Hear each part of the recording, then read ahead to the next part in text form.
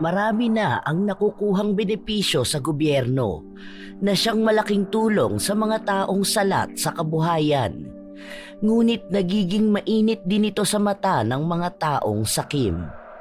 Katulad ni Jolina, kung saan lahat ng maaaring pagkunan ng pera ay nilalapitan niya, kahit na may mas karapat-dapat pa para sa pinansyal na tulong. Dahil sa kasakiman niya, mabibigyan siya ng leksyon. Maaari pa kaya siyang mapagbago nito o hahayaan na lang siyang lamunin ng kamalian na nagawa niya at habang buhay siyang sasailalim sa itim na kapangyarihan? Paldo-paldo na naman tayo! Sahod sa 4-piece ngayon! Sarap! Ang bango talaga ng pera! Ano, ready nyo na ang lamesa mamaya, taong eats na tayo. Magluluto lang muna ako ng tanghalian. Siguro mga 3:00 laro na tayo.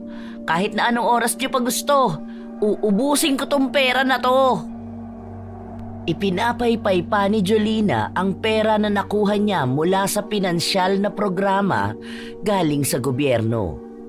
May pagmamadali rin siyang nag-asikaso ng kakainin ng mga anak niya. May 2 anak si Jolina at lahat yun ay nag-aaral. Lahat ay nasa elementarya pa lamang. Nasa 3 baitang ang kanyang bunso. Kasama siya sa tinatawag na Pantawid Pamilyang Pilipino Program o mas kilala bilang 4-piece. 3 taon na siyang kasama rito, kahit pa man hindi naman talaga siya kabilang sa mahirap na pamilya. Ang asawa niya ay may magandang trabaho at tinutulungan siya ng mga kapatid niyang nasa ibang bansa. Kita naman sa kanyang bahay kung gaano kaganda ang estado ng kanyang buhay. Kaya kadalasan na ang perang nakukuha niya ay pinangsusugal niya o di kaya ay ginagastos lamang sa luho. Sustentado siya ng asawa, kaya kahit na minsan ay hindi naging problema sa kanya ang pera. O ano, game na? Nakapagluto naman ako ng pagkain para sa kanila eh. Kakain naman na yung mga yon pag uwi. Tara na, kahit hanggang bukas pa tayo matapos. Show money tayo ah. Baka yung iba dyan, wala namang panlaro, nakikisali rito. Ayoko pa naman yung nabibitin ako.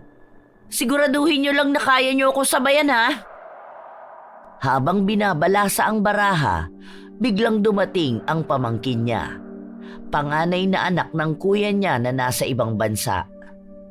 Dahil may kalapitan lang ang bahay ng pamangkin na si Julius, madalas na nasa bahay nila ito nakatambay, lalo na at wala rin siyang kapatid.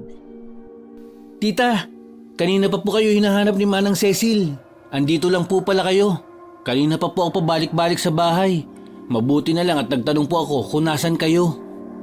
Ay, ano ba naman yan, Julius? Sana sinabi mo na busy ako at marami akong inaasikaso. Hayaan mo siya.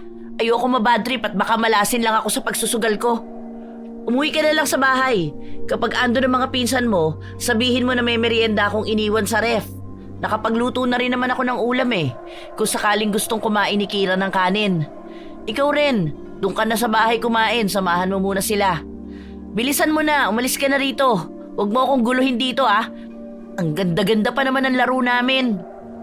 Sabi po kasi ni Manang Cecil, kung may pera na raw po ba kayo. Ang sabi niyo raw po kasi pauutangin niyo siya kapag nakapindot na kayo. May pindutan na raw po kanina, kasi nakasahod na ng 4-piece yung isang kapitbahay niya. Papuntahin ko po ba rito? Pabalik-balik na rin po yun kasi sa bahay kanina pang tanghali. Kawawa naman. Ang init pa naman. Aba, bakit mo pa pupuntahin dito? Sinabi ko na nga sa'yo na hayaan mo siya, di ba? Mangungutang siya eh. Alam na nga niya na kailangan ko rin ng pera. Hayaan mo siya. Matuto siyang maghanap ng kaperahan. Hindi yung kapag may kailangan siya, lalapit siya sa ibang tao. Kung sana ginagamit niya ang kukote niya, hindi puro bibig at pagpapaawa. Tanga-tanga kasi ng babae na yun eh. Kukupad-kupad sa bigaya ng ayuda. Nung nakaraan nagbibigay ng pera yung tumatakbong konsehal, hindi niya tinanggap. Ang gusto manindigan sa prinsipyo niyang hindi siya nagpapabayad ng boto. O ngayon, mamatay siya sa gutom. Ipansaing niya yung prinsipyo niya. Basta ako, wala akong pakialam sa kanila. Hanggat nakakakuha ko ng pera galing sa gobyerno, safe ako. Sige na, ibalasan nyo na yan. Ikaw Julius, umuwi ka na. Kapag hinanap ako ni Cecil, sabihin mo hindi mo alam. Huwag mo ko ituturo dito, ha? Kasi naman tita, naaawa na ako sa kanya. Ipambibili niya raw sana ng pagkain at gamot. Nakausap ko na raw kasi niya tungkol dyan sa utang. Isa pa, mas maawa ka sa sarili mo kapag hinagis ko sa'yo tong lamesa. Ayoko sa lahat yung nagbibigay ng malas kapag nasa sugalan ako. Napakamot na lang sa ulo ang binatilyo dahil hindi niya alam ang kanyang susundin. Pero sa huli ay wala rin naman siyang nagawa kundi bumalik sa bahay. Si Jolina naman ay tuwang-tuwa sa pagsusugal. Winawaldas ang perang hindi naman niya pinaghirapan.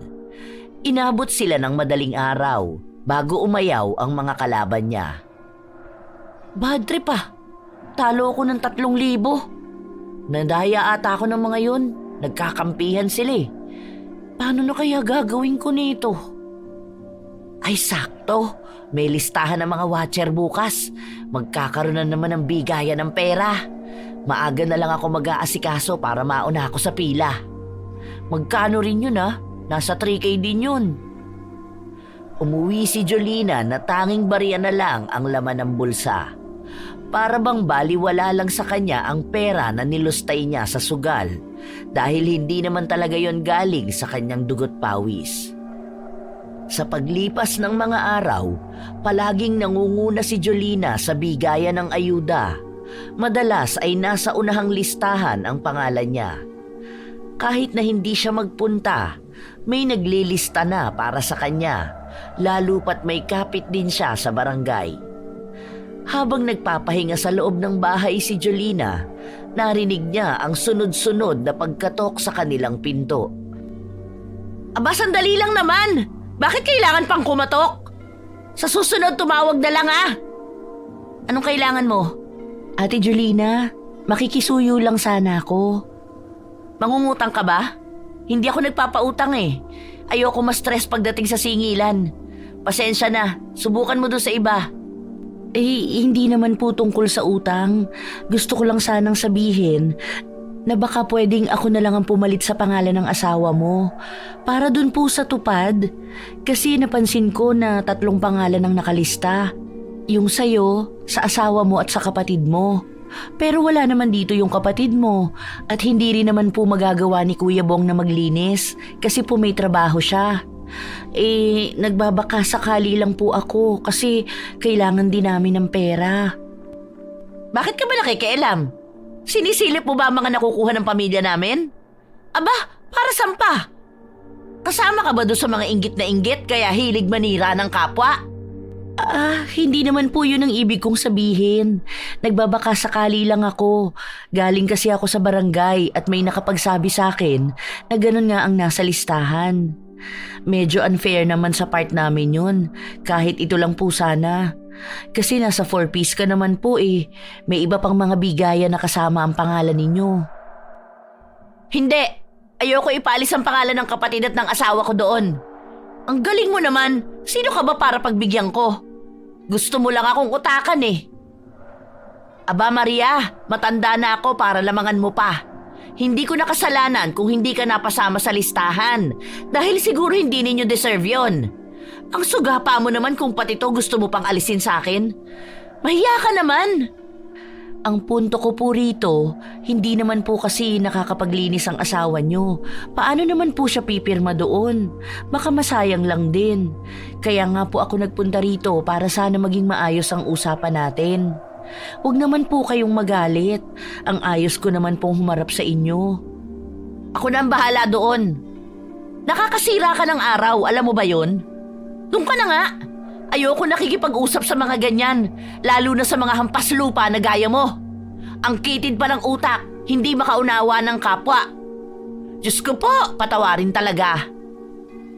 Pabalagbag na isinarado ni Jolina ang pinto at bumalik sa kanina niyang pwesto. Sa paglipas ng mga araw, hindi siya tinitigilan ni Maria na pakiusapan. Ngunit ilang beses niya rin itong tinatanggihan. Pinagtatabuyan niya ito na para bang isang hayop na ayaw niyang makita. Nasisira rin ang kanyang araw sa tuwing nagkakasalubong ang kanilang landas dahil alam niyang pipilitin lang siya ni Maria na ipaubaya na sa kanya kahit isa lang sa mga nakalistang pangalan para sa tupad. Diba? Sino ba namang hindi maiinis sa kanya? Ang tanga niya kasi. Kung sana nakipila siya ng mas maaga, hindi sana siya ganyan. Hay nako, pinababayaan ko na lang sila. Kahit ang daming naiinggit sa akin, kesyo mas pabor daw sa akin ng mga ganyan dahil kamag-anak ko si Kapitan.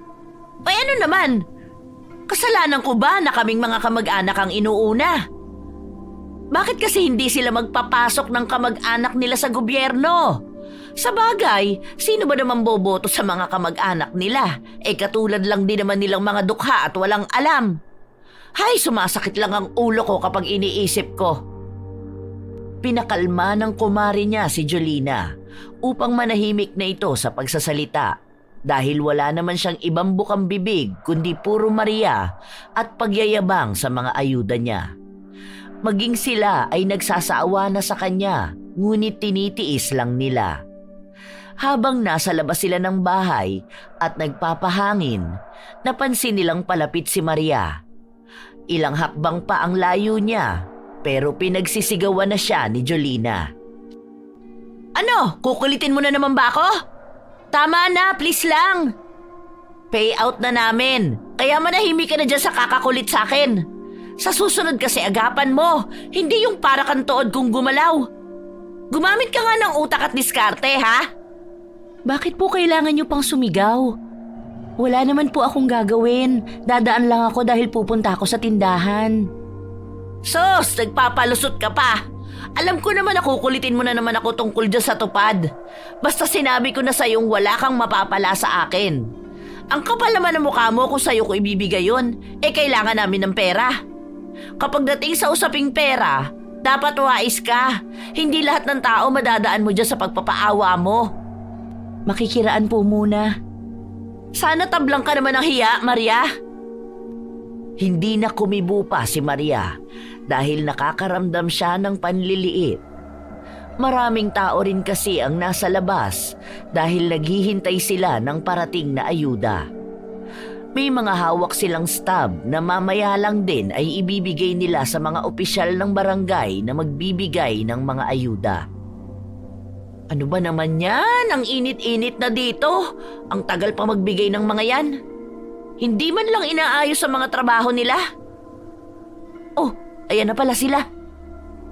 Hoy, dito muna kayo! Unahin nyo na rito sa bahay ko at gusto ko nang pumasok sa loob. Napakainit dito sa labas. Pawis na ako.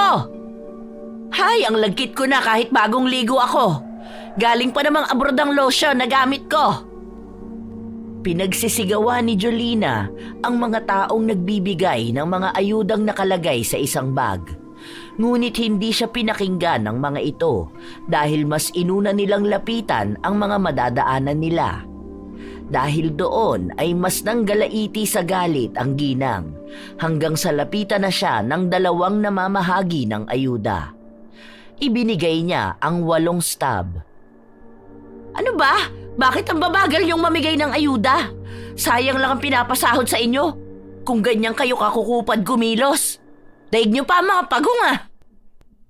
Nangatwiran ang isang babae na hindi naman nila mapagsasabay lahat dahil iniisa-isa nila ang mga stab kung wala bang namemeke nito. Ganon din ang ginawa sa hawak niya. Nagtaka rin ang mga namamahagi ng ayuda dahil masyadong maraming stab ang hawak niya. Halata rin namang hindi ganon kalaking pamilya ang meron sa loob ng kanilang bahay. Nagtanong pa ang isang babae, ngunit sa halip na sagutin ng maayos, pabulyaw na nagsalita si Jolina. Aba talagang kailangan nyo pang alamin? Bigyan nyo ako kung ilan yung hawak ninyo.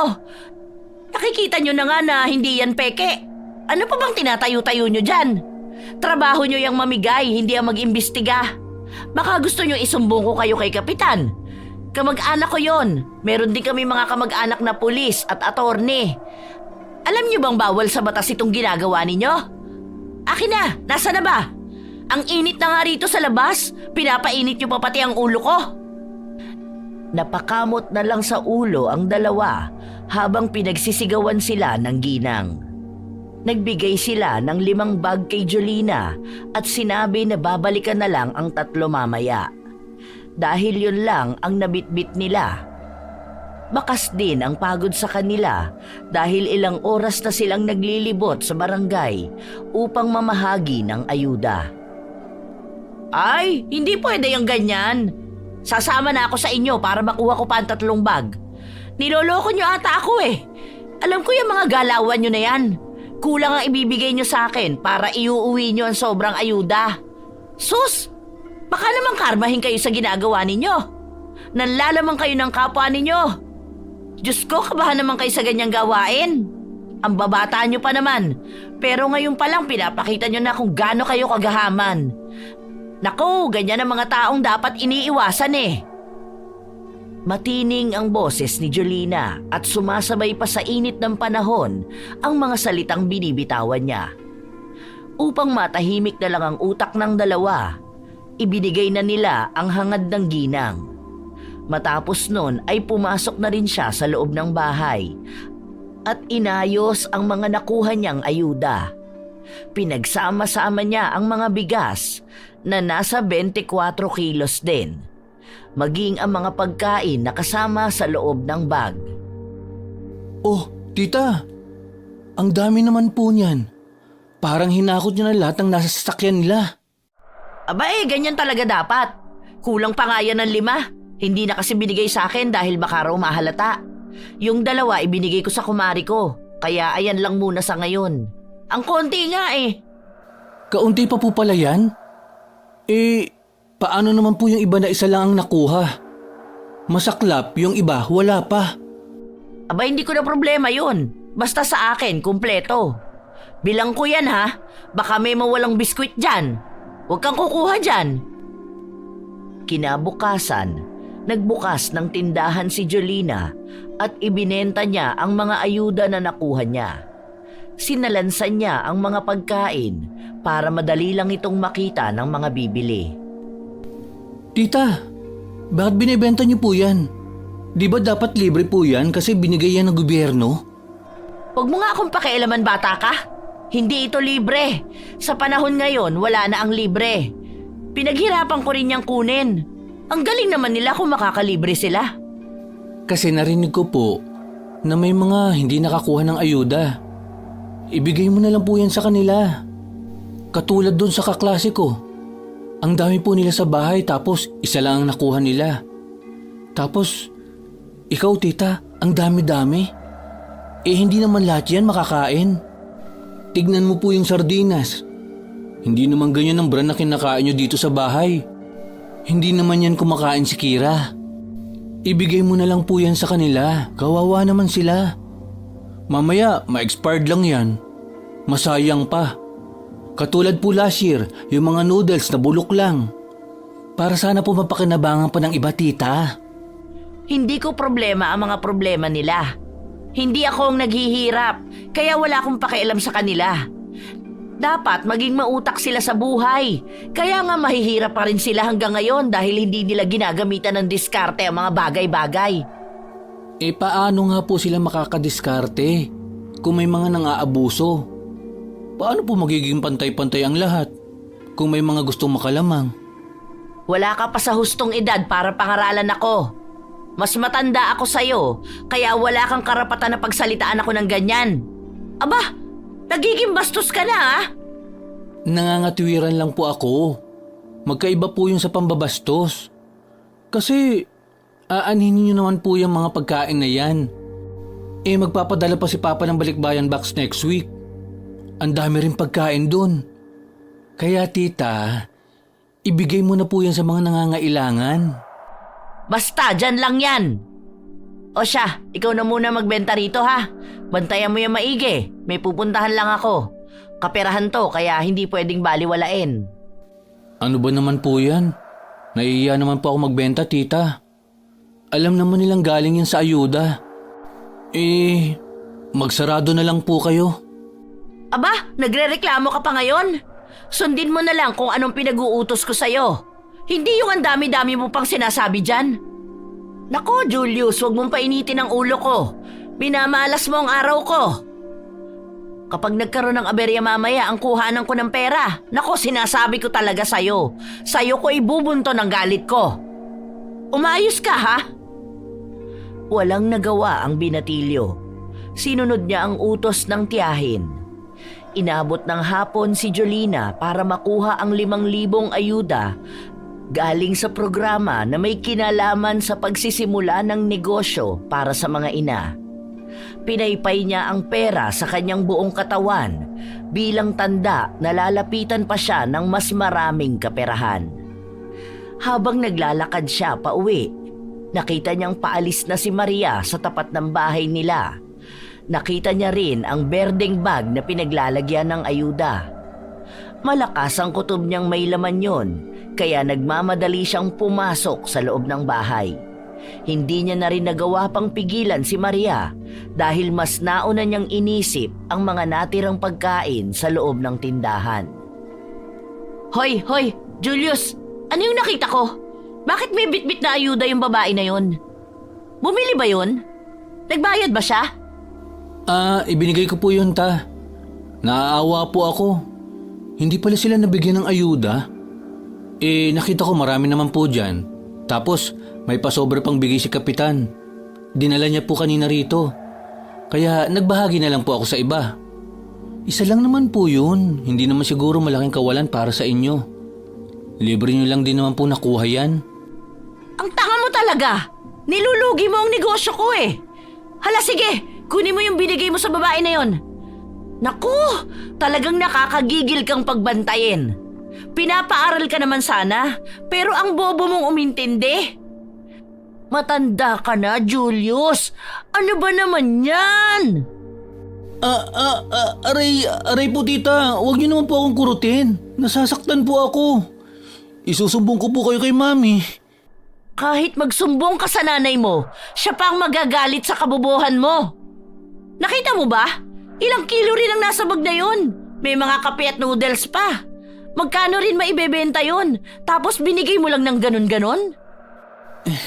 Tita, hindi naman po kayo malulugi dahil hindi niyo naman po yung binili. Wala naman po kayong perang inilabas. At saka, may nakuha naman po kayong pera ngayon. Siguro naman po hindi kabawasan sa pagkatao niyo na magbigay naman kayo sa iba. Kabawasan yun! Hindi palaging kabutihan ang inaatupag, ha? Kung ganyan ka palagi, ikaw lang ang mauubos. Hindi na uso ang mapagbigay ngayon dahil ikaw ang pagsasamantalahan ng mga tao. Ang tanga talaga! Saglit lang pinagbantay, ganyan pa ang ginawa. Sandali lang, ako ang kukuha sa bahay ng babaeng yun. Isarado mo yung tindahan. Siguro naman naiintindihan mo na ako, no? Hindi na naghintay pa si Jolina na makapagsalita ang pamangkin dahil agad na rin niyang pinuntahan si Maria sa bahay nito. Sa pinto pa lang, dinig na niya ang iyakan ng mga bata dahil may kambal na anak si Maria at maliit pa ang mga yon. Wala roon ang asawa ni Maria dahil nagtatrabaho ito bilang karpintero at lingguhan kung umuwi. Hoy! Hoy! Teka! Natigilan si Maria sa kanyang ginagawa.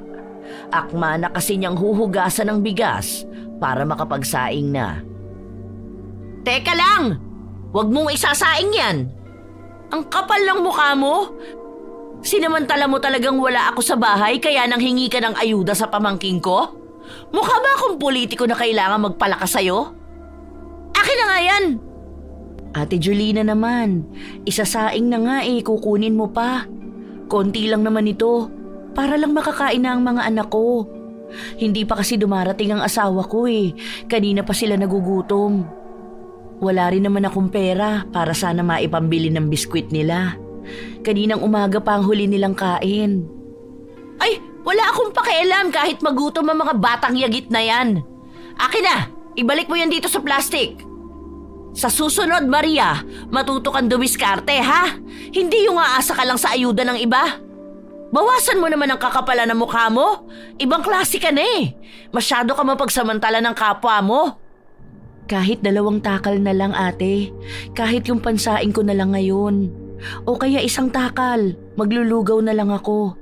Para lang maitawid namin tong gabi na to. Ayoko namang matulog ang mga bata na walang laman ng tiyan. Hindi! Hindi! Kahit 1 butil pa yan, ibalik mo sa akin.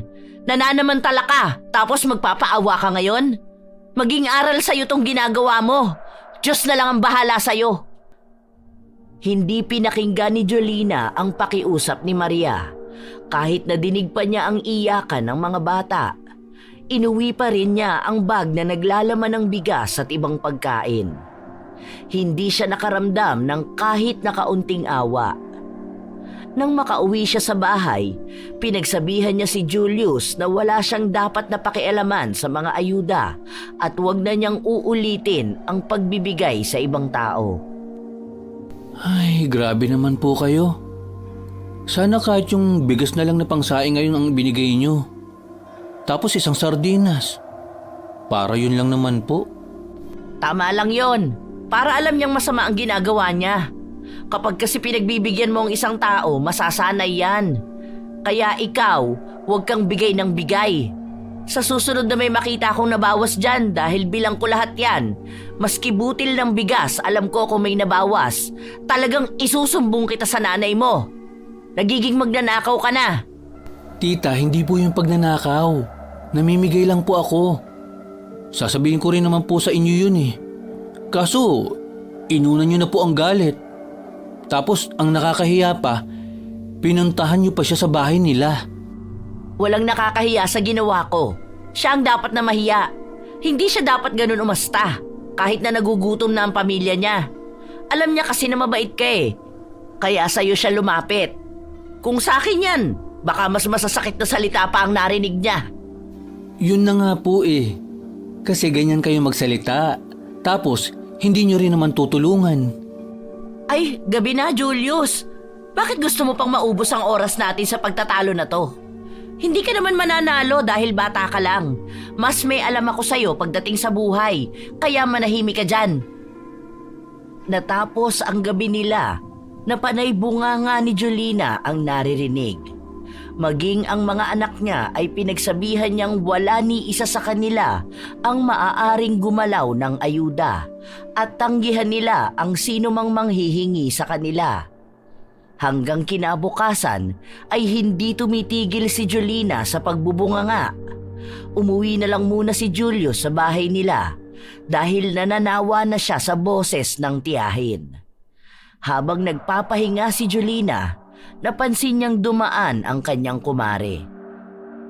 Wow! Ayos ah! Ang ganda ng buhok mo! Straight na straight! Sinabi sa kanya ng kumare niya na kapapaayos niya lang ng buhok kaninang umaga. Nagbayad siya ng 300 pesos para sa treatment. Hinawakan ni Jolina ang buhok ng kumare niya at napansin niya na malambot nga ito. Tingnan mo ang buhok ko. Mukhang walis tambo, ano? Kay Maria ka nagpaayos? Talaga bang mga 2 hours lang yan ginawa? Ayos na rin. Magkano kaya magpariban sa kanya? Maiksi lang naman ang buhok ko eh. Madali lang tumaayos. Siguro kaya na ang 500 ano? Hindi naman siya sa salon naggagawa eh. Sinabi na lang ng kanyang kumare na mas maganda kung si Maria ang tatanungin niya para malaman kung magkano aabutin ang pagpapaayos ng kanyang buhok. Nang oras din na yon ay pinuntahan ni Jolina ang bahay ni Maria at naabutan niya itong nag-aayos ng buhok ng isa nilang kapitbahay. Maganda ang pagkakagawa sa buhok ng mga kababaihan na nakikita ni Jolina, kaya naeengganyo rin siya na ipaayos ang kanya. Hindi siya papayag na mukhang walis tambo ang buhok niya, habang malambot naman ang sa iba. Matagal na rin kasi niyang nais na ipagawa ang kanyang buhok. Ang problema ay nauubos niya sa sugal ang pera na binibigay sa kanya ng kanyang asawa at namamahalan din siya sa presyo sa salon. Wow, ang ganda niya na! Ang kintab pa! Dati mas malala pa ang buhok niyan kaysa sa akin. Kaya mo ba sa reband? Ayoko kasi ng treatment lang. Mas maganda kapag straight talaga. Gusto ko yung pangmatagalan.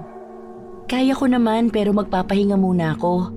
May katagalan ng reband, baka abutin tayo ng 6 hours dyan sa buhok mo. Kung gusto mo, pupuntahan na lang kita sa bahay nyo. Patutulugin ko lang ang mga bata. Andito naman na ang asawa ko eh. Pwede niyang bantayan saglit ang mga anak namin. Oo, sige. Ayos lang sa akin. Maliligo muna ako at magluluto para makakain na rin ang mga anak ko. Hintayin na lang kita sa bahay. Bilisan mo ha. Ayoko matagal maghintay. Sige, pero huwag kang maglalagay ng conditioner sa buhok mo ha. Baka hindi tumalabang gamot. Masayang bumalik sa bahay nila si Jolina. Sakto namang matapos siyang maligo ay dumating na si Maria at inayos ang mga gamit na dala niya. May malalaking gamot na bitbit ito at ang iba pang kagamitan. Sigurado ka bang safe itong pang-reband mo? Hindi ba masusunog ang buhok ko? Naaalala ko pa mga kapitbahay namin nung dalaga pa lang ako. Nasusunog ang buhok nila dahil sa tapang ng gamot. Hindi naman siguro ganun ang mangyayari sa akin, ano? Matagal mo na ba tong ginagawa? Nagtrabaho ako noon sa isang salon, kaya alam ko to. Halos 5 taon din ako sa trabaho ko na yun. Ngayon na lang ulit ako nakapag-reband dahil wala akong gamit. Sakto, kanina dumating ang asawa ko, binigay daw ng amo niya yung mga blower at plancha, tapos iba pang mga gamot. May-ari kasi yun ng salon. Kaso balak na raw isarado. Yung dating salon nila ang inaayos ng asawa ko, gagawin na lang siyang coffee shop. Mabuti nga sa akin binigay ito eh. Paano yung kasama raw ng asawa ko, wala pa naman daw nobya. Kaya hindi niya alam kung sinong gagamit. Malaking tulong din ito sa akin para may pandagdag kabuhayan. Aba ayos, libre lang pala ang puhunan mo dyan. Tapos nagpapabayad ka sa iba? Grabe naman yun. Hindi ba dapat libre na lang din? Kasi bigay lang naman sa'yo yan. Hindi naman po kasi libre ang effort kasi nakakangawit din ang magplantsa at dapat eksperto din sa paghawak ng buhok para hindi maluto at masunog. Kaya hindi lang naman sa gamit nakadepende ang binabayaran ninyo. Kaya mura lang din po ang singil ko, parang pambayad lang din sa akin mismo. Para namang sinusumbat mo sa akin kung mapapagod ka. Trabaho mo yan, malamang. Ang sakin lang, kapag libre mo naman nakuha ang mga gamit mo, sana huwag kang maging gahaman magpresyo ng pagpapaayos ng buhok. Sige, okay na siguro ang 300 para sa reband. Ang nipis lang nitong buhok ko, tapos hanggang balikat lang. Hindi ka naman nalugi dyan, no? Wala ka namang babayaran na pwesto, hindi katulad sa mga salon. Saglit na napatigil si Maria sa kanyang ginagawa. Mariin siyang napapikit. At sa mabigat niyang paghinga, sumang-ayon siya sa gustong presyo ni Jolina. Alam niya kasi na kahit makipagtalo siya, hindi pa rin siya magwawagi. Mas mananaig pa rin ang kagustuhan ng ginang. Uupo na ako rito ha. Basta, alam mo ang gagawin mo. Huwag mo ipahiya ang sarili mo. Mataas ang expectations ko sa buhok ko eh. Kaya gusto ko maging maganda at healthy yan. Naku, huwag kang magtatangka na sunugin yan. Sinimula ni Maria na ilagay ang mga proteksyon sa katawan ni Jolina at sa kanya nilagay ang unang gamot. Habang pinababad nila ng 1 oras yon, panay ang tanong ni Jolina kung ayos na ba. Dahil natatakot siya na masobrahan ang pagbabad sa kanyang buhok. Panay ang tingin niya sa orasan at sa salamin. Ate Jolina, hayaan mo lang ako. Trabaho ko yan, alam ko ang ginagawa ko. Kapag sinabi kong pwede na yung banlawan, pwede na. Pero sa ngayon, hayaan mo munang mababad yan. Hindi naman matapang ang ginawa ko dahil inayon ko lang sa texture ng buhok mo. Tingnan mo nga, pakiramdam ko lagpas na to ng 1 oras eh. Baka pag banlaw mo nito maglagas na ang buhok ko. Nako, kapag nasira talaga ang buhok ko, mananagot ka sa akin. Malapit pa naman na ang graduation ng anak ko. Siguraduhin mo lang na maganda ang kalalabasan nito ha. Kundi idedemanda kita. Demanda ka agad? Unang babad pa nga lang ang ginagawa natin. Hindi pa nga yan nababanlawan. Ay, tama na tong pagbabad. Banlawan mo na. Natatakot ako eh. At wala pa naman akong tiwala sa'yo. Kung hindi lang mura ang pagpapariban sa'yo, hindi ko to gagawin. Bilisan mo na, Diyos ko po, kinakabahan talaga ako. Inaalala ko na baka pagbanlaw ko, malagas na lahat ng buhok ko. Huwag naman po sana. Kahit napigilan ni Maria si Jolina na wag munang banlawan ang kanyang buhok, ay ginawa pa rin ito. Hindi siya natigil sa pagsasalita habang inaalis niya ang unang gamot. Tanging buntong hininga lang ang nagawa ni Maria at tinulungan ng ginang na banlawan ang kanyang buhok. Mabuti naman at may buhok pa ako. Siguro kung nagtagal pa ng ilang minuto, doon na nalagas lahat. Hindi ka naman siguro gumaganti sa akin, ano? Bakit naman po ako gaganti? Hindi pa nga po maayos ang pagkakababad niyan. Hilaw pa ang buhok mo, pero wala na akong magagawa kasi nabanlawan mo na. Hindi ko naman pwedeng ulitin ang paglalagay ng gamot dahil baka doon na masunog yan. Ay oo, wag na. Okay na yan. Basta wag lang masira. Mas mahirap namang makalbo ako. Sige po, umusog kayo rito, hindi umaabot ang plancha.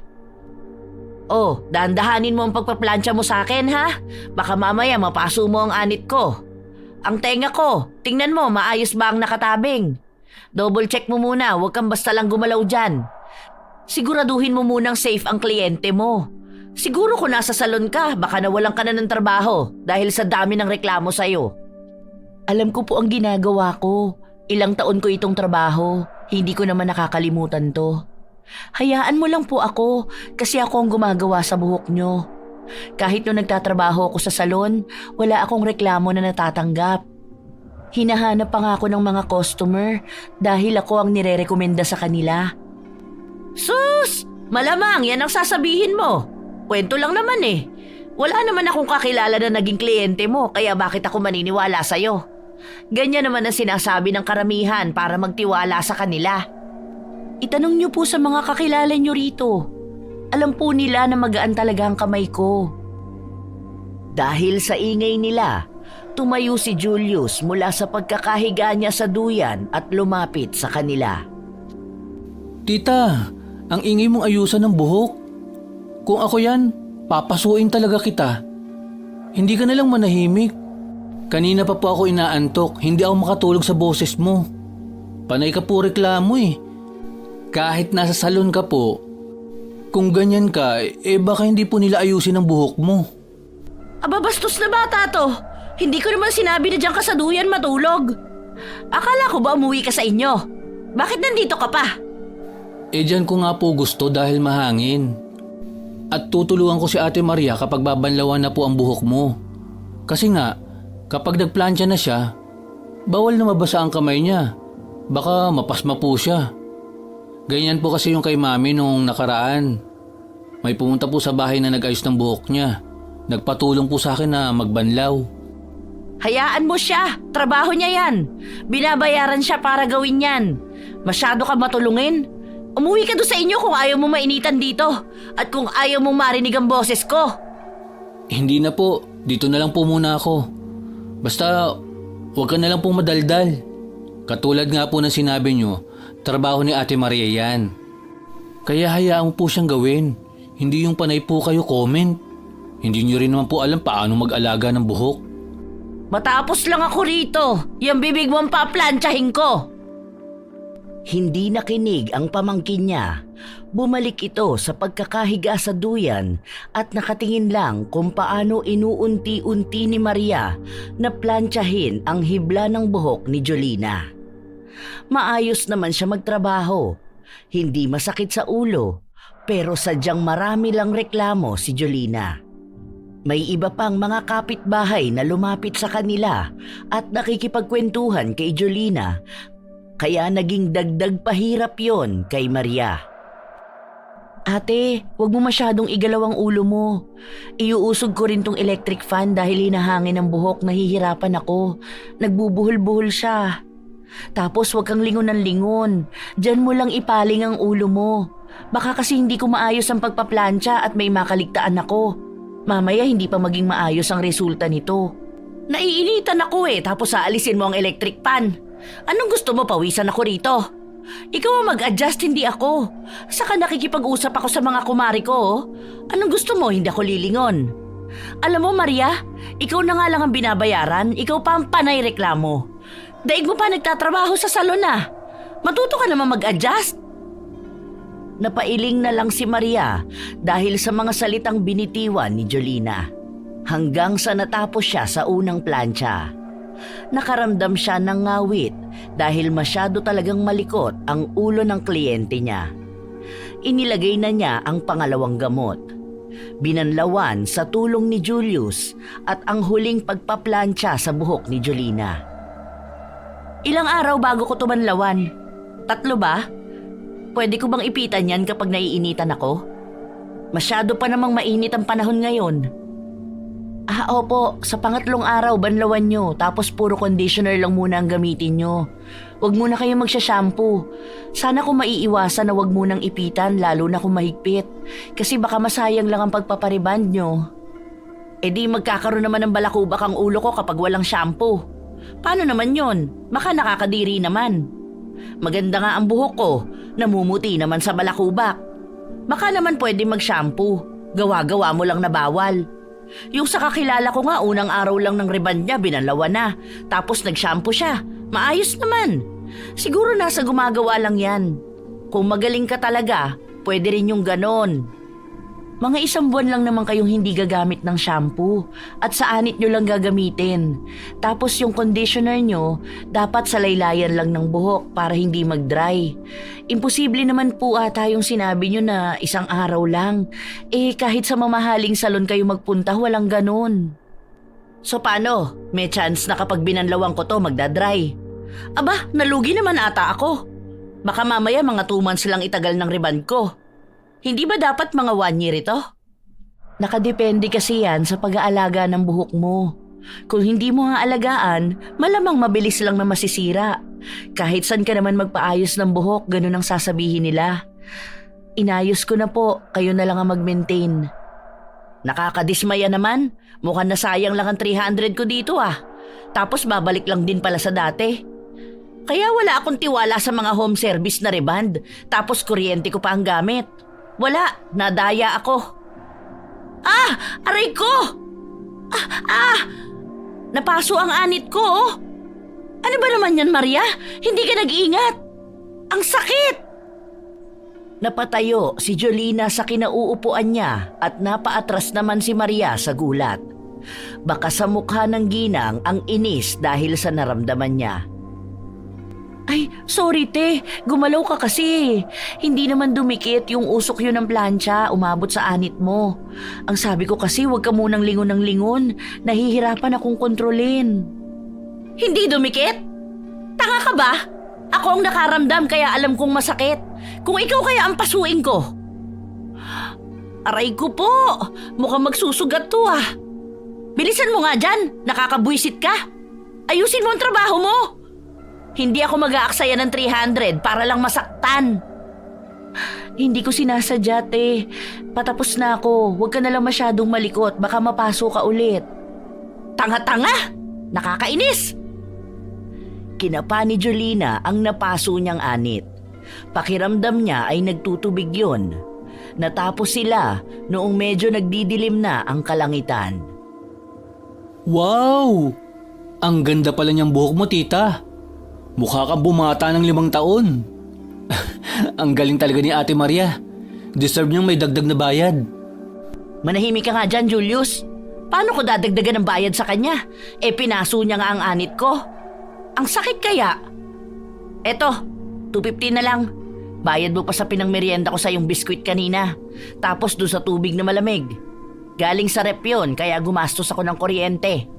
Tama na siguro yan. Pinaso mo rin ako at hindi pa sure kung maganda ang kalalabasan nitong reband ko.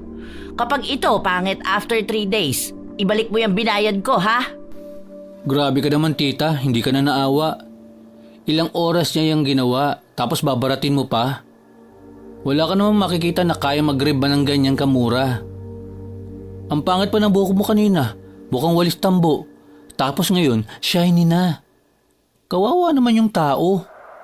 Anong alam mo sa kawawa-kawawa na yan, Julius? Hindi naman niya binili ang mga gamit niya. Bakit, namuhunan ba siya? Baka naman karmahin siya kung mahal pa siya maningil.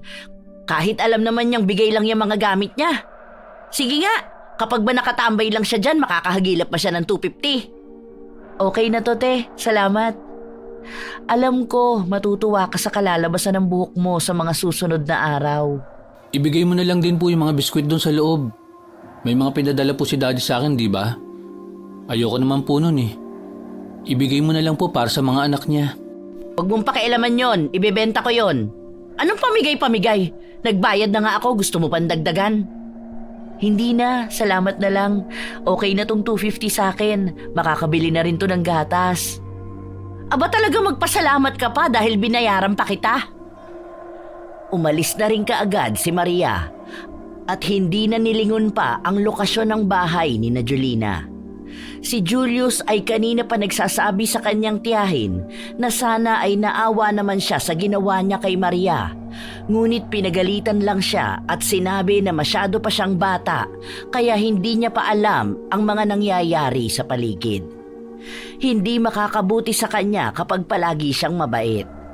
Masasamantala lang ng mga taong katulad ni Maria ang kabutihan niya. Kinabukasan, walang nagbago sa sakit ng anit ni Julina. Halika nga rito, Julius. Tingnan mo nga tong ulo ko. Nagtutubig ano? Ang sakit eh. Opo. May butlig-butlig siya at may lumalabas na tubig. Ang baho naman ng ulo mo, tita. Kadiri. Ang arte nito? Baka amoy lang yun ng gamot kahapon. Hindi naman yung amoy ang pinapatingnan ko. Kung malala ba ang sugat? Hindi naman po amoy gamot yung baho. Amoy sugat po na hindi ko po maintindihan. Nakakasuka po. Agad na umiwas si Julius para kahit na paano ay makalayo sa naaamoy niya. Ang tiyahin naman niya ay nagalit sa kanya. Ang sakit talaga ng anit ko. Buwisit naman talaga oh. Sabi ko na nga ba napaso ni Maria ang anit ko tapos ang sasabihin niya na usok lang? Magkakaganito ba to kung usok lang? Kaya dapat talaga hindi ko na siya binayaran eh.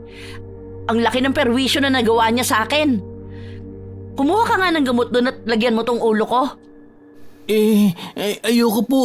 Ang baho niyan. Umaalingasaw po eh. Baka masukahan ko lang po ang ulo niyo. Huwag ka mag-inerti dyan. Ano, bakla ka ba, ha? Kumuha ka na doon, ang aga-aga pinapainit mo ulo ko. Hindi na nakatanggi pa si Julius. Sinunod niya ang utos ng kanyang tiyahin. Kumuha siya ng kapsulang gamot at ibinuhos niya ang laman nun sa nagtutubig na sugat sa ulo ng tiyahin. Habang kinakalat niya ang gamot, sumasalubong sa kanya ang kakaibang amoy ng sugat.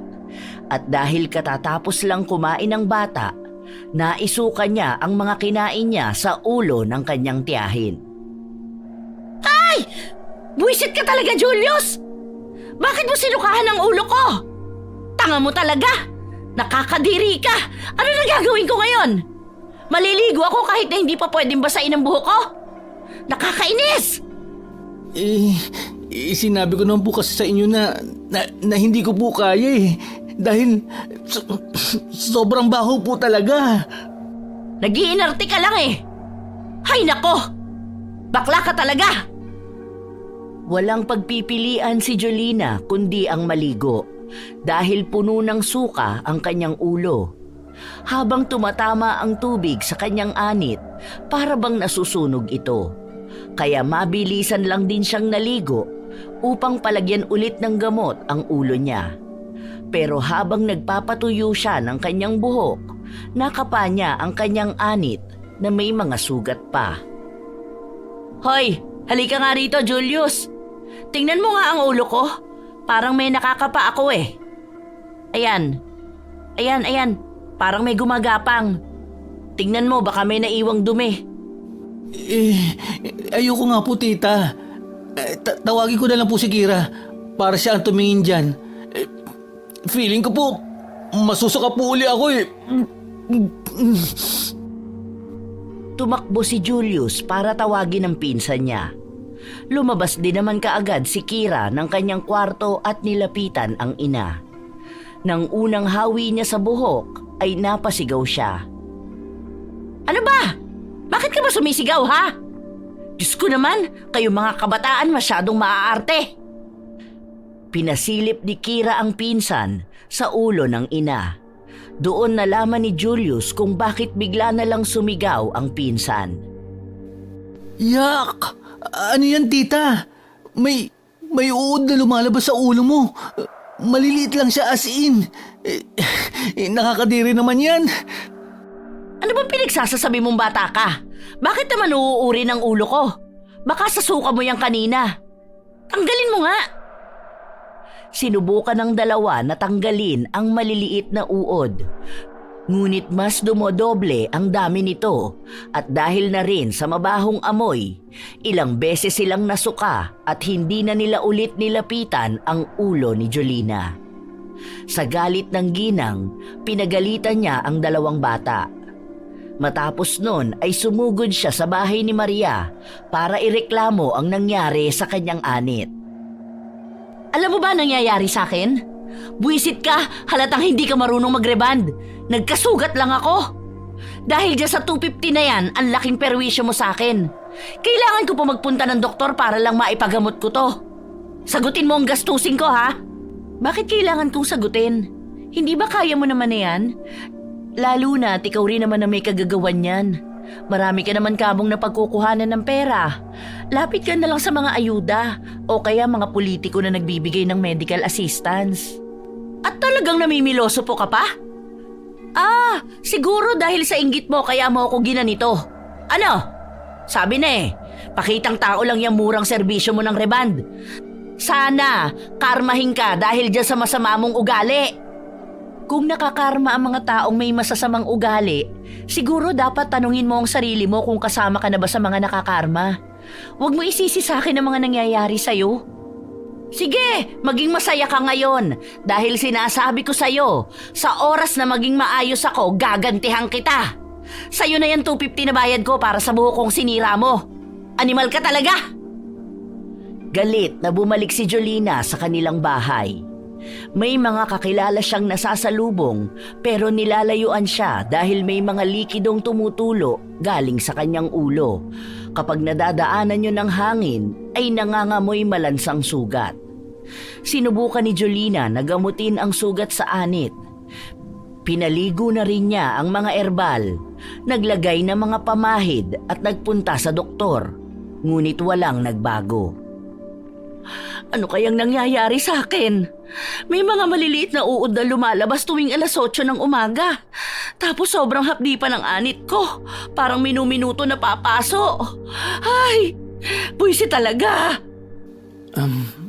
Baka po kasi nakakarma ka na nga, tita. Naririnig ko po kasi sa kapitbahay natin na baka yan na ang balik sa'yo ng kasakiman mo. Sinong kapitbahay yan? Baka si Maria yan. Nagpapakalat na naman siya ng mga maling balita. Ano? Siya na ngayon ang bida sa lahat. Hindi lang naman po si Ate Maria. Marami pa po sa ibang kapitbahay natin dito. May kuhanan nga raw po pala ng ayuda bukas. Hindi ko po alam kung makakasama ka po ron. 2,000 raw po yun eh. Bukas? Sino nagsabi? May listahan daw ba? Bakit wala man lang nagbabalita sa akin? Tingnan mo, mga sakim talaga sila. Dapat sila ang nakakarma hindi ako. Bakit nila tinatago sa akin na may bigayan ng pera bukas? Baka akala nila galing sa sarili nilang bulsa yon. Galing naman yun sa gobyerno. Hindi ka naman po makakasama doon. Dahil asawa ng mga mangingisda lang daw po ang mabibigyan. Hindi naman po mangingisda si Tito. Aba kahit na! Lahat ng bigayan ng pera at ayuda dapat meron ako. Anong oras ba yun bukas? Makikipila ako. Hindi ko po alam. Baka 8 a.m. po. Ganun naman po kadalasan ang kuhanan ng ayuda, di ba? Tinandaan ni Jolina ang sinabi ng kanyang pamangkin. Kaya kinabukasan ay maaga siyang nagising at nag-ayos. Nagsuot na lang siya ng pantakip sa kanyang ulo para hindi makita ng iba ang sugat niya. May bitbit din siyang bimpo na ipamumunas niya sa kanyang ulo kung sakali man na may tumulong likido. Pagpunta ni Jolina sa court, may iilang mga tao na ang naroon. Nakikipila sila sa listahan. Ayan, magkakapit-bahay lang tayo pero hindi nyo man lang ako sinabihan. Bakit nyo sinosolo ang bigayan na to? Mga timawa kayo sa pera, no? Baka akala nyo hindi ko to malalaman. Nagsabi ang kapitbahay niya na hindi rin naman nila inaasahan na magkakaroon ng ayuda dahil may nagbahay-bahay lang noong nakaraan at nagtanong ng mga mangingisda. Nagpalista lang sila. Inirapan lang ni Jolina ang mga kakilala niyang nagsasalita at nagpunta siya sa isang lamesa kung saan naroon ang listahan ng mabibigyan ng pera. Bakit wala ang pangalan ko rito? Hindi pwede yon. Unfair to para sa akin. Nagtanong ang babae kung mangingisda ba ang asawa niya at sinabi ni Jolina na nung 1 linggo lang galing sa laot ang asawa niya, ngunit ngayon ay may ibang pinagkakaabalahan. May hinanap na mga papel ang babae, katulad ng ID o pangalan ng bangka na sinasampahan ng asawa niya. Ngunit walang maibigay si Jolina. Kaya pinatabi muna siya sa isang gilid dahil nahaharangan niya ang pila na hindi umuusad. Hindi patas tong ginagawa ninyo. Hindi makatarungan na basta nyo na lang ako paaalisin dahil lang hindi ko maibigay ang hinahanap ninyo. Hindi nyo naman pera yung ipamimigay Pera ng gobyerno yan. Kaya bilang isang mamamayang Pilipino na may kapangyarihan ng boto, dapat pinapriority nyo ako. Hindi ako aalis dito hanggat hindi nyo nililista ang pangalan ko. Ipinaliwanag ng babae na kailangan nilang unahin ang mga nasa listahan dahil baka kapusin sila ng budget at hindi mabigyan ang iba. Mas lalo itong ikinagalit ni Jolina kaya kinuha niya ang papel at pinagpupunit ito. Kung hindi nyo ako mabibigyan, wala dito sa atin ang makakakuha ng ayuda. Nanlalamang kayo ng tao Alam nyo sa mata ng Diyos, hindi maganda yung ginagawa ninyo. Pera ang sinasamba ninyo. Nagalit ang ibang mga nakapila dahil sa iskandalo na ginawa ni Jolina. Dahil sa halip daw na mapabilis lang ang proseso ng ayuda, pinatagal niya pa dahil lang sa pagpupumilit niyang makakuha siya. May mga kakilala siya na nagsabi sa kanya na marami na rin naman siyang nakuhang ayuda at kasali siya sa ibang benepisyo ng gobyerno na dapat ay para lamang sa mahihirap. Huwag kang makialam dito, Hindi naman sa'yo kumukuha ng pera para mag-comment ka ng ganyan sa akin. Hindi matutuloy ang bigayan ng ayuda kung hindi ninyo ako bibigyan. Sa inis ng isang babae ay itinulak niya si Jolina. Dahilan upang matumba ito at matanggal ang tabing na nasa ulo niya. Agad namang umihip ang malamig na hangin na siyang naging dahilan upang maamoy nila ang masangsang na amoy galing sa ulo ni Jolina. Ang OA niyo Bakit? Nababahuan ba kayo sa akin? Ganyan lang ang baho ng mga ugali ninyo. Mas nakakadiri pa nga kayo. Ang gaganid ninyo pagdating sa pera ng gobyerno. Gusto nyo, sa inyo lang napupunta. Napasigaw ang isang babae matapos niyang makita ang mga uod na gumagapang sa ulo ni Jolina. Dahil doon ay napilitan ng mga opisyales na palabasin siya sa court. Kahit na anong pagwawala niya, hindi siya pinahihintulutan na makapasok sa loob at makapanggulo pa. Simula nang nangyari yon, naging tampulan na rin ng tsismis si Jolina. Naaapektuhan na ang pamilya nila, lalo na ang mga anak niya. Bakit hindi ka papasok? Ano gusto mong gawin? Maging tambay na lang habang buhay? Umiyak ang anak niya at sinabi na palagi siyang inaasar ng mga kaklase niya na buhay pa ang kanyang ina pero nilalamon na ng uod. Maging ang bunso niyang anak ay hindi na rin lumalabas ng bahay dahil naririnig niya lang palagi ang usapan tungkol sa kanyang ina. Habang lumilipas ang mga araw at ilang linggo, nanatiling ganoon ang kalagayan ni Jolina. Bumababa na rin ang kanyang timbang. Nawawala ng paunti-unti ang kabuhayan nila at kahit ang mga ayuda na dati ay palagi niyang inaabangan ay wala na. Nararanasan na niya ngayon ang buhay ng mga taong sinasabi niyang wala siyang pakialam. Ang problema ng iba ay siya ng problema niya ngayon. Tita, may nakuha po akong ayuda.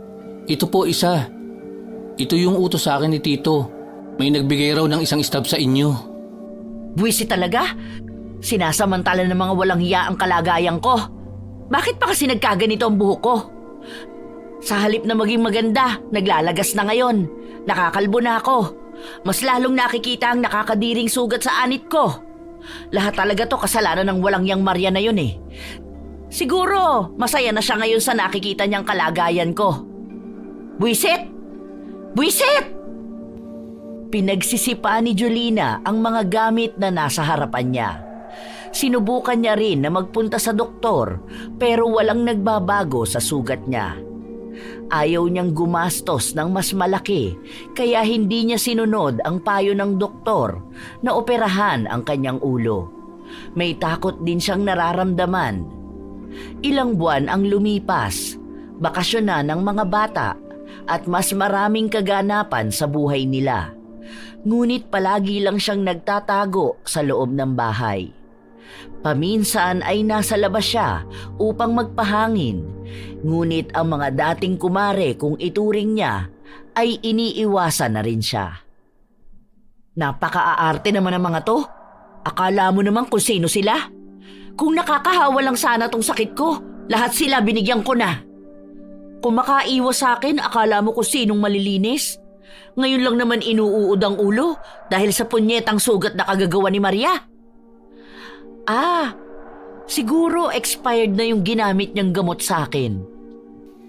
Habang nakatambay siya sa labas ng bahay, nahagip ng kanyang mga mata si Maria na naglalakad at may bitbit itong bag. Ayun ang demonyita! Mukhang may mabibiktima na naman siya sa pagre-reband niya na yan. Nako po! Dapat sa ganyang kinukulong eh.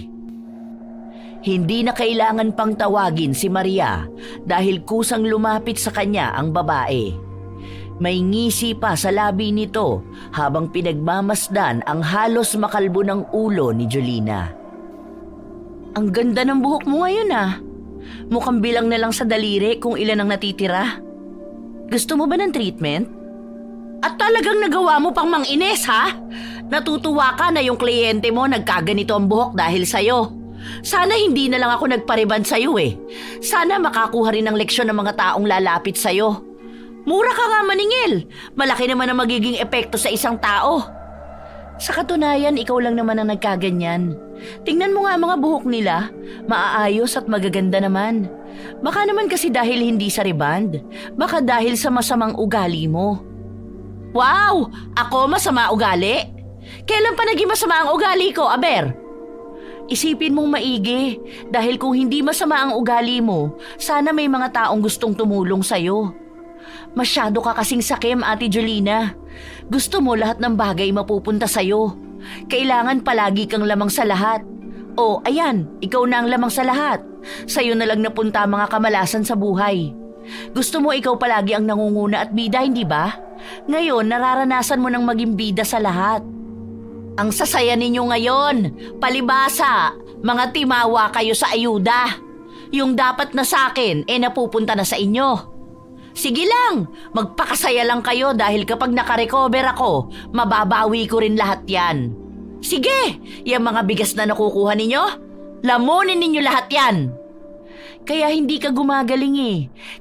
Kasi yung ugali mo mas nauna pang nabulok kaysa sa ulo mo. Ay talaga, masama na ang tingin ninyo sa akin dahil halata namang naiinggit kayo sa akin noon.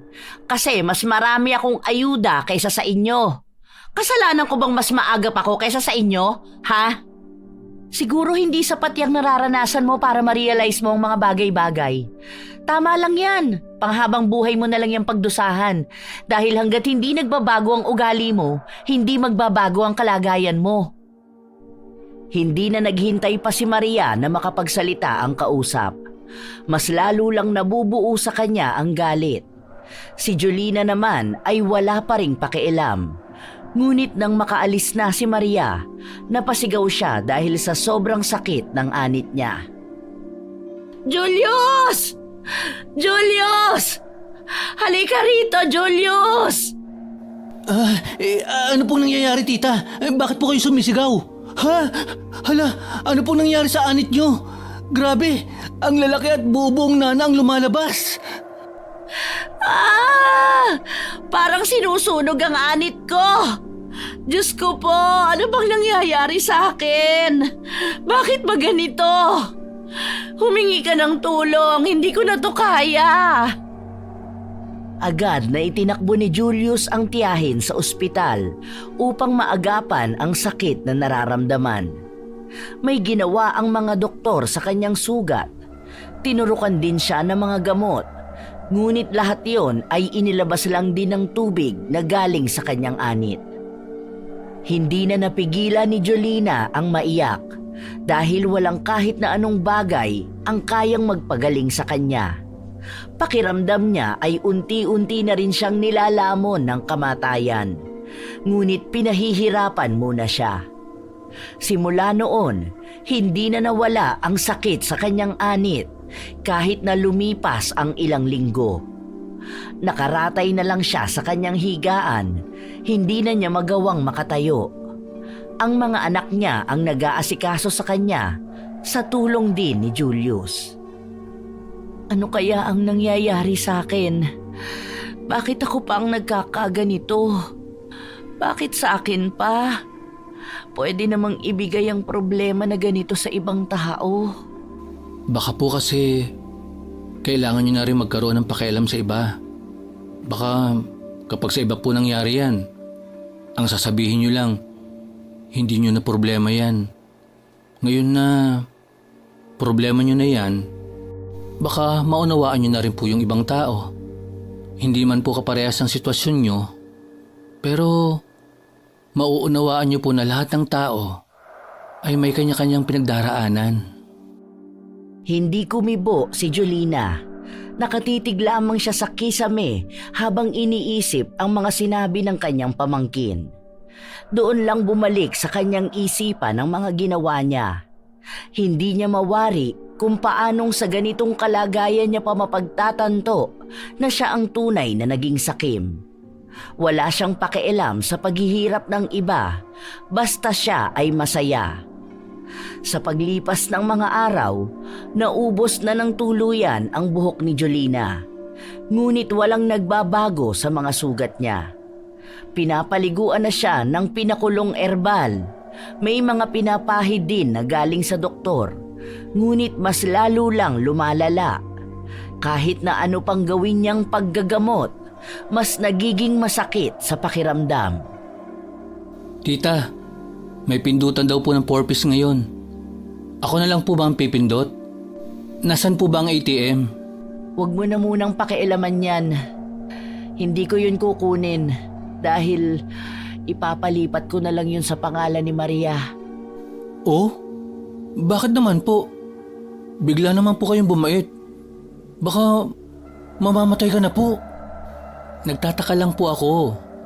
Kasi kapag pindutan na ganyan, mas nangunguna ka pa po. Ay madalas nga po sumisingit ka pa sa pila para lang makauna ka. Tapos ngayon, bigla mo na lang naisip na ipamigay sa iba? Parang hindi na po ikaw yan. Hindi ba pwedeng gusto ko na ring magbago? Kapag masama ako, ang dami mong sinasabi. Kapag nagiging mabuti ako, ang dami mong pa ring komento.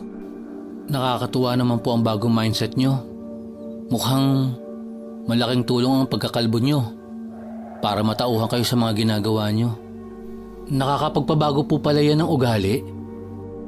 Hinampas ni Jolina ang pamangkin na halatang nagpapatawa. Katulad ng sinabi ni Jolina, pinaubaya niya ang anumang meron siya sa mga taong mas higit na nangangailangan kaysa sa kanya. Sa katunayan ay hindi niya alam kung bakit nga ba gano'n na lang din biglang nagbago ang kanyang isipan. Ang alam niya lang ay bigla siya nagising isang araw sa isang bangungot at ang tanging paraan upang maalis sa kadiliman na yon ay ang sundan ang liwanag. Ngunit hindi niya masusundan ang liwanag kung kapit siya ng kasakiman ng kanyang ugali. Habang unti-unting nagbabago ang ugali ni Jolina, parang napapansin niya na unti-unti na ring nagbabago ang kalagayan ng kanyang ulo. Tinanggap na niyang hindi na siya gagaling, kaya laking gulat niya nang isang araw ay bigla na lang tumigil ang pagtulo ng mabahong nana mula sa kanyang anit. Para nga pong natutuyo na ang sugat nyo. Siguro po, ituloy nyo lang po ang pagligo noong nilagang dahon na bigay ni Ate Maria. Dahon na bigay ni Maria? May dahon bang ipinabigay si Maria? Opo, sa katunayan nung isang araw lang po yun. Itinuro po niya kung ano ang gagawin sa dahon na yon. Kaya po tuwing 3:00 ng hapon, ibinubuhos po namin yun sa ulo nyo. Feeling ko po, yun ang malaking tulong sa inyo para matuyo ang sugat. Hindi na nagtaka pa si Jolina at hindi na rin siya nagtanong kung anong dahon yon. Ang alam niya lang ay may kaunti pa siyang pag-asa upang maging maayos ang kanyang kalagayan. Sa paglipas ng mga araw, dinadalaw na siya ni Maria upang tulungan ang mga bata na gamutin ang kanyang sugat. Huwag mo na lang munang tanggalin yung dahon na nakatapal sa ulo mo. Mga 3 araw huwag mong babasain. Nasabihan ko na ang mga bata para hindi manariwa ang sugat. Kasi kaunti na lang maglalangib na yan at tuluyang gagaling. Pero mahabang panahon pa bago ulit tumubo ang buhok mo. Salamat sa ginawa mo, Maria. Alam ko na may sama ka ng loob sa akin noon. Pero salamat pa rin dahil tinulungan mo ko. Huwag ka sa akin magpasalamat, kundi sa sarili mo. Dahil ikaw ang nagpagaling sa sakit mo. Anong ibig mong sabihin? Ang pagbabago mo ang tumulong sa'yo. Sana lang ay panindigan mo na yan. Huwag ka nang bumalik sa pagiging makasarili at sakim na tao. Gawin mong isang malaking aral ang anumang nangyayari sa'yo ngayon kung ayaw mong bumalik sa ganyang pagkalugmok. Tinanggap ni Jolina ang mga salitang binitawan ni Maria. Alam niya rin sa kanyang sarili na malaki ang pagbabago niya. Lalo na at sa mga naranasan at naramdaman niya, may panibagong pinto na nagbukas upang mas makilala niya ang bago niyang sarili. Sa paglipas ng mga linggo, buwan at taon, tuluyang naghilom ang sugat ni Jolina at naging maayos na ang kanyang buhay. Malaki ang naging pasalamat niya kay Maria na siyang tumulong din sa kanya. Tita, may 3 stab na bigay sa akin si Kapitan. Iyo daw po itong lahat. Basta, inabot niya sa akin ito eh. Tingin nga ako. Kanino tong 2? Ay, kinamang Raul pala to eh. Bakit dito binigay sa akin? Sige, dalhin mo yan sa kanila. Sabihin mo na lang na baka namali ng bigay si Kapitan. Kawawa naman ang mga yun. Ilang pamilya sila sa bahay nila, tapos ibibigay lang sa iba ang para sa kanila. Hindi kaagad kumilos si Julius. Nakatingin lang siya sa kanyang tiyahin. Oh, bakit ganyan ka tumingin sa akin? Anong meron? May mali ba sa mukha ko? Bakit po binibigay mo nitong ganito? Totoo po ba na nagbabago na kayo, tita? Kasi po dati, halos makipagpatayan kayo para lang dito. Tapos ngayon, kayo na po ang kusa nagbabalik sa kanila. Ikaw talagang bata ka. Matagal na akong nagbago. Hindi naman yan magiging kabawasan sa akin. Kung para sa akin, simpleng bagay lang yan. Alam kong sa iba malaking tulong yan. Sige na at baka mabatukan pa kita. Nagtawanan ang magtiyahin matapos yung sabihin ni Jolina. Umalis na rin naman kaagad si Julius upang sundin ang utos ng tiyahin. Hay, napakagaan naman sa pakiramdam nito. Hindi ko alam na ganito pala kagaan sa dibdib kapag alam mong may nagbabago sa sarili mo. Alam kong marami pa akong dapat na malaman tungkol sa sarili ko at sa buhay ko. Ang mahalaga ngayon ay nagkakaroon na rin ako ng pakialam sa kapwa ko. Walang mas hihigit pa sa tuwang nararamdaman ni Jolina. Dahil sa pagbabago niya, nagkaroon na rin siya ng mga kaibigan sa kanilang lugar. Isa na siya sa tumutulong sa mga kabarangay niya at kalaban na siya ng mga taong sakim. Sa huli ay naging magkaibigan din sila ni Maria dahil nang humaba na ulit ang buhok ni Jolina, natuloy na rin ang pagpapaganda rito. Inisip na lang ng ginang na ang mga nangyari sa kanya ay maaaring isang pagsubok sa buhay niya upang imulat siya sa isang bagong pananaw na makakatulong sa kanyang sarili at komunidad. Na ang pagiging sakim at gahaman ni minsan ay hindi magbibigay ng pangmatagalang ginhawa. Maluwag sa kanyang kalooban na tinanggap ang pagtatantong mas masaya pa ring maging patas sa mundong walang nakatataas. Marami na ang nakukuhang benepisyo sa gobyerno na siyang malaking tulong sa mga taong